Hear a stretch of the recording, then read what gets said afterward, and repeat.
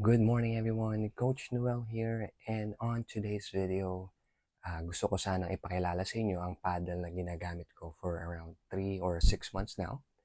I like this paddle because this is a unique paddle, kakaiba siya. There is a feature on this paddle na hindi nyo makikita sa mga paddles nyo for sure. And this paddle for me is a practical paddle, an environmental friendly paddle. So ayun, let's talk about this paddle. Let's go.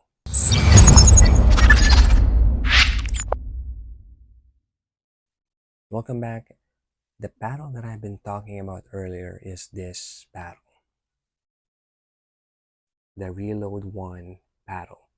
Okay, this paddle, I already customized it. I put white overgrip on it. I put electric tape on top. I also put weight at the handle here. Papaliwanag sa inyo mamaya kung bakit. And this paddle, a 16 millimeter paddle, has a polypropylene core, a raw carbon sheet. Handle is 5.5 inches. The weight of this paddle without my modification is 8.2 ounces, but since I already put my modification, it now weighs 8.5 ounces. Okay, so there are a number of things that I like about this paddle. Number one is the replaceable grit. You heard it right, replaceable grit. Okay, so ayan, once you lose your grit, you can just replace the grit itself. Okay, so for those of you that don't know, the typical lifespan of a paddle is around 3 to 6 months of use. Depende kung gaano kadalas mo siya gamitin. But typically, yun nga, nauubos ang grit niya sa mga raw carbon paddles. Okay, I think it's much faster if it's just a spray painted grit. When the first time you buy a paddle and you use it for the first time, I think you are losing around 15% of the grit already. And on the 30 days of use, you'll be losing 50% of the grit. Okay, so the pros in the US, maybe after 1 or 2 games, baka nagpapalit na sila. But for us, on average, we don't do that. Kasi when we buy the paddle, especially the top tier paddle, it costs around 15 to 20,000.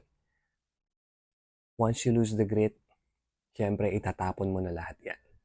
Okay, but a good thing about this paddle is hindi mo siya itatapon lahat.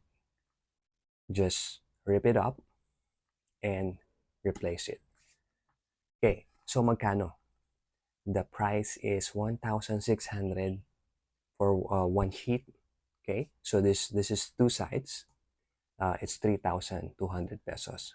Okay, that's already good. Compare mo doon sa bibili ka ng 15,000. Okay, so dito na. It's 1,600, 1,600, 3,200 pesos, and you have a brand new paddle. Okay, pero hindi lang yon. The paddle itself, if you core crush it, just send it back to Pickleball PH and they will replace it for you free. This has a lifetime warranty on core crushing. Okay, ano pa ang hahanapin mo, di ba? Okay, so this is one good paddle.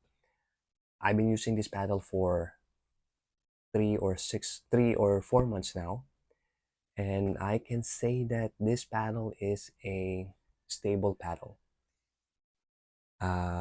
This is an all-around paddle. So the power, if you're looking for a power paddle, wala dito yon. This one has a very good amount of control and just the right power. And this paddle is quite head heavy. Okay, so I think the heavy feature of this paddle is because para mas maging stable siya. When you hit a reset, when you block, drives, that will give you a more consistent return. Hindi siya magbabibrate sa'yo. Okay? May babalik mo siya ng maganda. And once it hits on the sides, nandun pa rin yung stability niya. Okay? Hindi siya mag-shake. Okay? So that's why I said this is a stable paddle. That's what I like about this. Head heavy siya.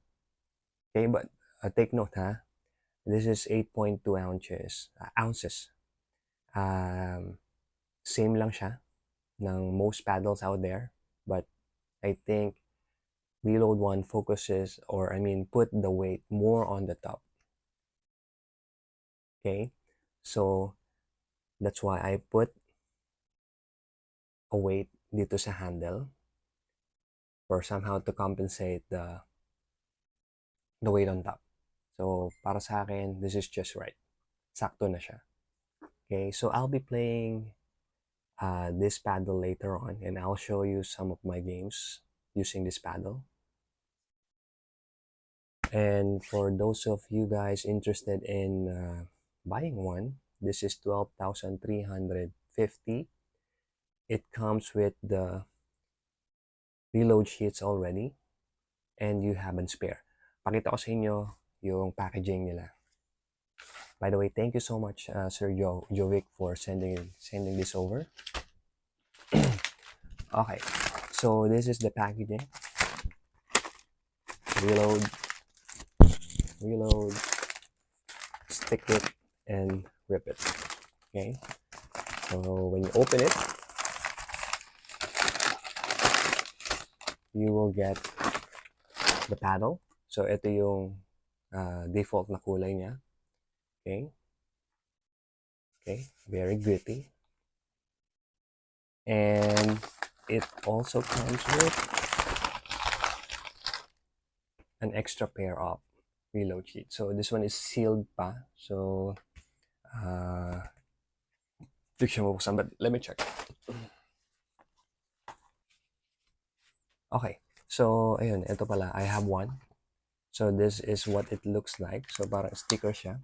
Just have to rip it up and then put it on your paddle para maging mas bago siya.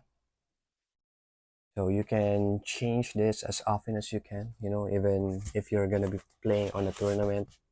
Well, what I do personally is I have the sheets na pang training, and I have an extra sheet for my tournament.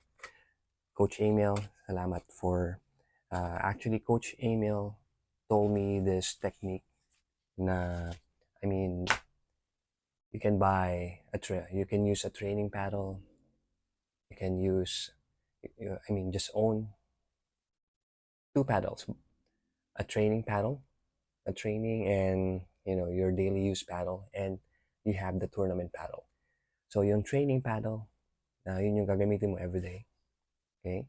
And then yung tournament paddle, that's gonna be the one that you'll be using on the tournament. But sa case ng reload, I just replaced the grid. So mas maganda siya. Thank you, Coach A. So ayun, this is the packaging.